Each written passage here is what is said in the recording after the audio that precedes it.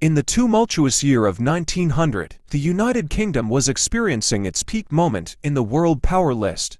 Despite the lively streets of London pulsating with activity, there was a visible shift in the atmosphere, where smoke and steam billowed from various industries in the city. While the city itself bustled with anticipation and a sense of excitement, the city masked a rapidly evolving nation that was getting prepared for the entrance of the 20th century. Perhaps 1/5 of the world's population lived under the British flag, extending across continents such as Asia, Africa, Australia, and Canada. England's unwavering trade strength, robust industrial infrastructure, and influential military might maintain stability and unity within the empire, while beneath the surface lay a complex conflict that was both profound and personal. The daily grind for millions of people was harsh, with factories and workplaces demanding long hours and perpetual labor. Poverty, hunger, and disease spread throughout the country like wildfire, undoubtedly. However, the harsh divide between the rich and the poor was an eye-opening reality.